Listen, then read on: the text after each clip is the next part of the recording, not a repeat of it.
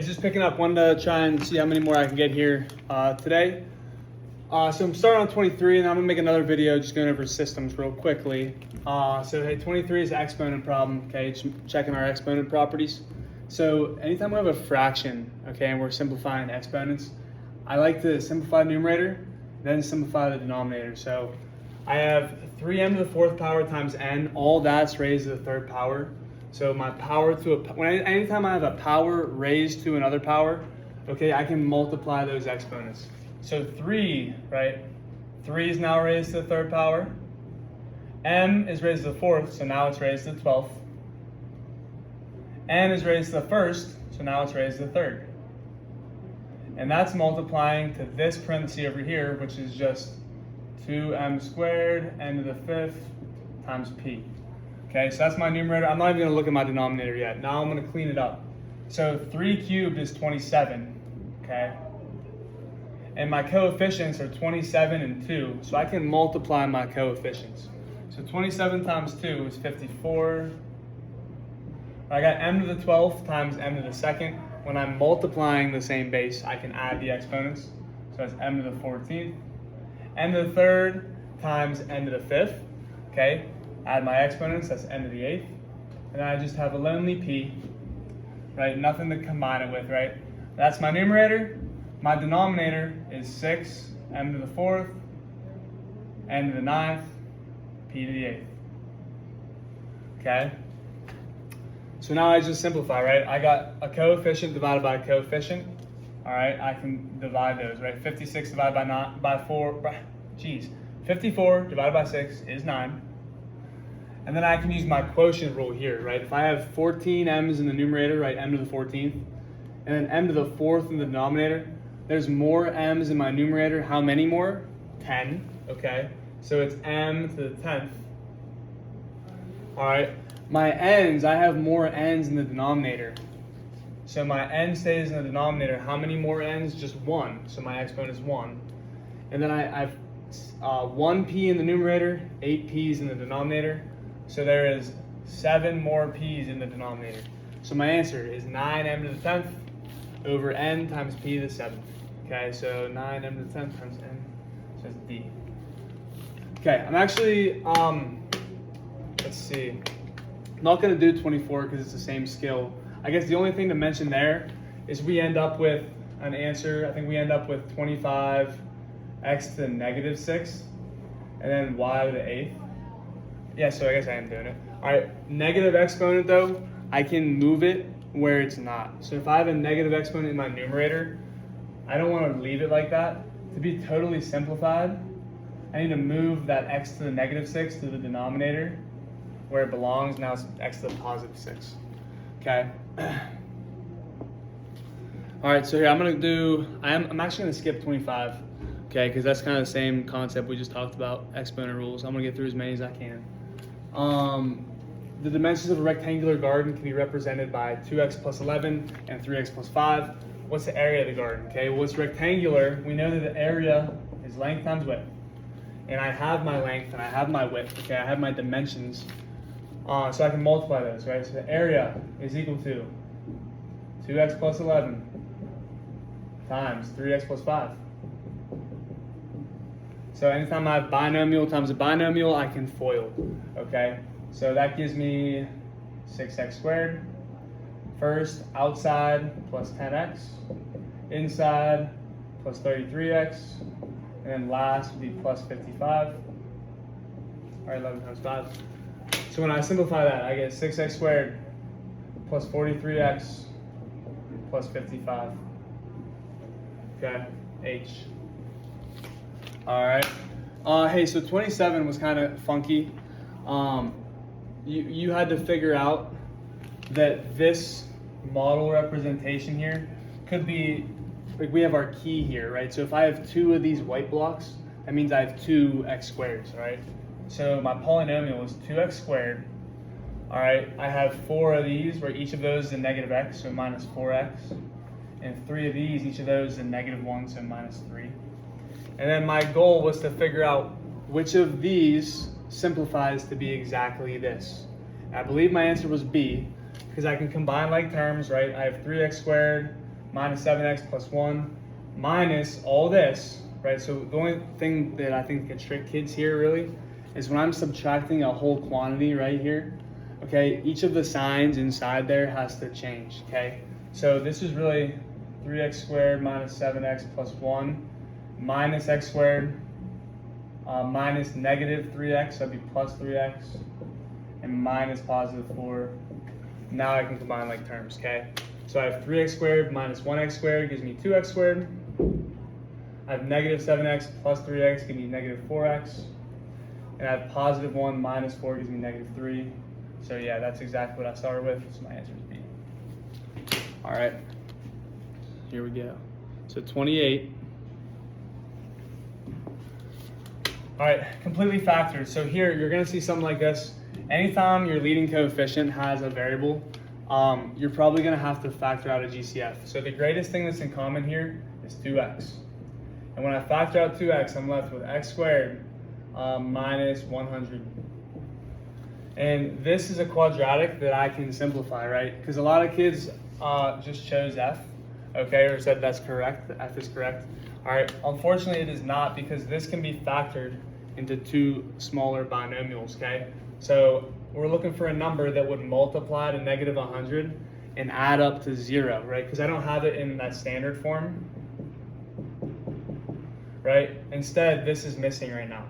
But when it's missing, it really just means there's a 0 there, right? So I'm really looking for two numbers that multiply to negative 100 and add up to 0 or cancel each other out. Right, the only two numbers that do that are positive 10 and negative 10. Okay, so 2x times x plus 10 times x minus 10, which is h. Okay. In 29, it says, for which value of b would this be a prime quadratic? Or by prime, it just simply means it cannot factor. And the answer, I believe, was 3. So that makes this 3x minus 24. And the reason that's the answer is that there's no two numbers that could factor into that or be undistributed, okay? Because there's no two numbers that can multiply to negative 24 and add to positive 3, right? The numbers in my head are like, 6 and negative 4, but that's a positive 2. 12 and 2, that doesn't add up to 3. 8 and 3, that doesn't, like, so if b is 3, that is prime, can't be factored. All right, which of the following binomials is a factor of the expression? Okay, so anytime you see this is a factor of the expression, you're gonna factor, okay? You're gonna be looking for two numbers and multiply to that constant and add to that second term, that linear term, okay? So I'm looking for two numbers that multiply to negative 6, add to negative 1. Those two numbers are y plus 2 and y minus 3. Okay, and again, the reason this is the answer is because if I were to undo this, if I were to foil that, I would end up with the exact same thing here. Okay, so the factor would be J. All right, and okay, 31 is like exactly the same question. You're just doing it multiple times. Okay, so you'd have to factor each of these. Okay. Okay, so simplifying radical. So, hang on a sec, 32. So, yeah, I like the factor tree here.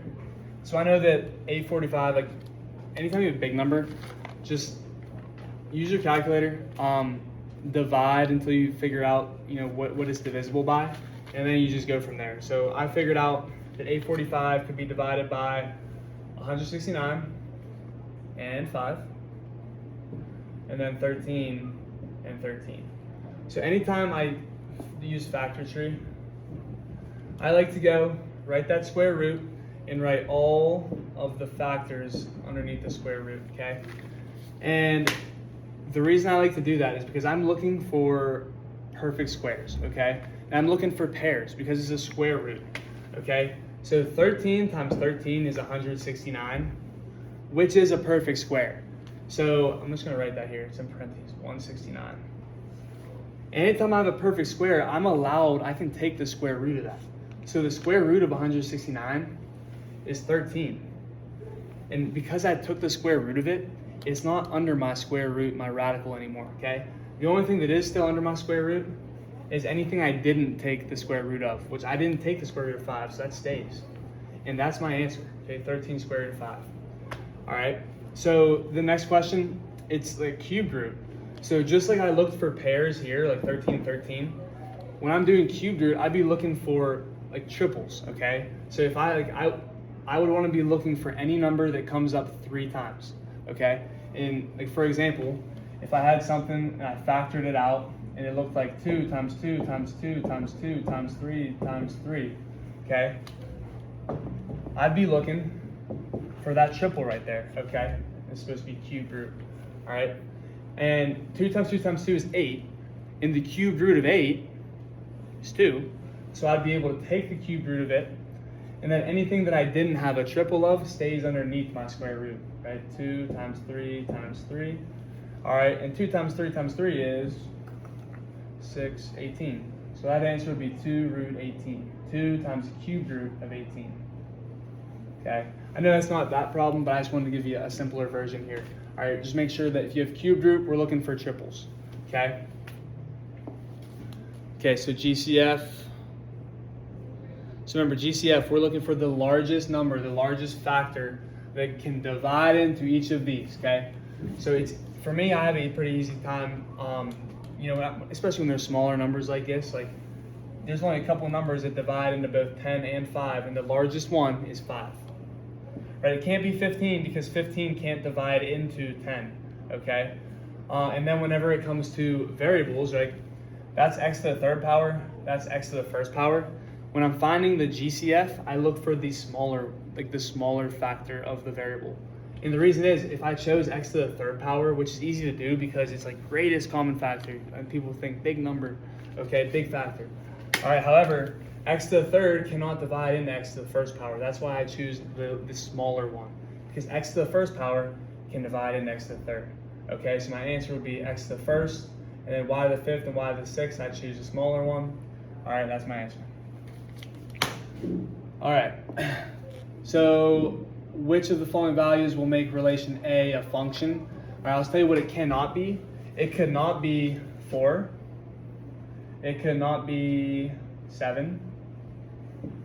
And it could not be 3.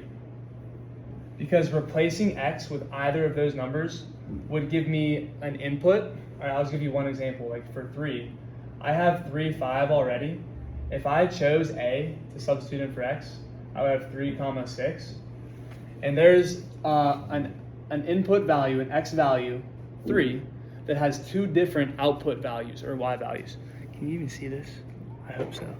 Okay, so for that reason, all right, that wouldn't work. The only number there that wouldn't do something like that is 5, because there's no other inputs of 5. Okay, so the answer there is C. All right, what is h of -8? So if you see something like this, function notation, right? If you see h of something, right, we're substituting in for my variables. Okay, so for this one, you'd set this up. You say h of x, or no, you say h of -8 is equal to 1/4 h squared plus 7 times 8. All right, whenever, and how I like to think of this is whenever -8's my input, what's my output? So whenever I input, it's supposed to be -8's, gosh. Whenever I input -8's, what do I get out? Okay, and then all I'd have to do here is solve that, okay? So -8 squared is 64, 64 divided by 4 is 16, I think, 16. 7 times -8 is -56. So 16 minus 56 will be -40. All right. It's kind of the same idea here, all right? So it's saying that if f of -2 is equal to 16, which of these could be? So you'd substitute -2 in for each of these functions and figure out which one of those has an answer of 16, okay? I think the red's a little better than the green. Wish I'd have realized that earlier. Okay. So graph of function shown below. What is the maximum value of f of x? So maximum values, we're talking y's. Like max would be, anytime it's graphically, max is like my highest, my tallest value, or whatever is the, like visually, what is the highest value? Minimum would be what's the smallest. And here the minimum is negative infinity because we can see those are going on forever and ever and ever. And the largest y value is, what is that? 1, 2, 3, 4, 5, 6, 7. So my max is 7. Okay, range values. Okay, so for this one, what are the range values of the function whenever we're given these domain values? Substitute these in to x, right? That's your input. And then we see what our outputs are. So, right, whenever I substitute -2, I would get -7. Whenever I substitute 0, I believe I get 5. And whenever I substitute 1, what does 1 give me? 1 squared. Wait, what is that one? So -3 times 1 plus 5. Yeah, it'd be 2, okay? So my answer for this one was B, if I'm not mistaken. All right, but if I'm finding, right, my range values, I'm finding my y values. Okay, range values, my y values, domain values, my x values. All right, got about 13 minutes here left in lunch. I'll do a couple more, so I'm hungry. Okay, so again, what is the domain of the relation shown below? Right, domain would be all my x values. Okay, so boom. All right, range of this function shown. All right, so I talked to a student today, right? Again, range is y value. So the smallest y value is whatever is lowest on my graph. So this is my smallest y value, and that has a y value of -2.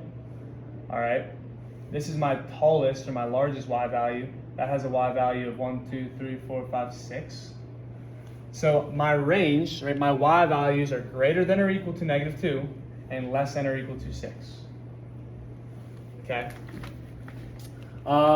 Solving absolute value equations, guys. Been talking about this with a lot of kids today. I think I've been confusing some of them, so just because it's been a while. All right. But if I have absolute value equation, I need to set up 2 equations to solve it. Okay, because I'm trying to find what 2 x values create an absolute value of 14 here. Okay, and an easy way we can do that algebraically is by taking whatever's inside my absolute value. Okay, so 2 minus 2x, setting it equal to both 14 and -14, and then solving. Okay, because right, if I can get this to either equal 14 or -14, it's going to have an absolute value of 14. Okay, and I believe, okay, I'm trying to do quick mental math, right? -2 is 12, divided by -2, that's -6. -2 is -16, divided by -2 is +8. Okay, so your answer is A. Okay, this one here, all right, I'm suggesting for everyone, anytime graphically, use Desmos, okay? As long as we have implicit, or as long as it's just like either y or x equals, like right now we wouldn't be able to graph this in Desmos written how it is. You'd have to get y by itself, okay? So you'd have to minus x divided by -4. But anything else, you can substitute right in Desmos and then observe, okay? I would use Desmos and see which of these has an x-intercept of -1 and a y-intercept of 4. Okay. These function ones go quick. Okay, so following graphs appears to represent a function. All right, this one doesn't pass the vertical line test, doesn't pass the vertical line test. All right, there's a bunch of points right there, infinite points. So that doesn't pass the vertical line test. That's my only answer. No matter where I draw a vertical line, it touches the graph at one point. Okay, which graph does not represent a linear function, right? Linear, line, so that's not a linear function. Okay, negative correlation because that's a negative slope. Right, which of these equations would fit the line of best fit? What I would like to do is maybe just like graph something in there, something that looks kind of like it. Or I could just go and graph each of these and see which one represents it the best. And again, Desmos, you have Desmos at your discretion. But there's 2 I would eliminate immediately, and that's f and h because they have positive slopes, and that's a negative slope. So, okay, let's eliminate answers when we can. Okay, which graph shows the solution to the inequality? Okay, and here, right, we're just solving, okay? It's just like, I'm gonna write it a little bigger, right? 4x plus 2 is less than 2x plus 9. Okay, that gives me 2x is less than 7. Okay, divide by 2, so x is less than 3.5. It's right there. All right, so there you go. Like I said, there'll be another video where I go over the system. So I'm gonna end this one right now.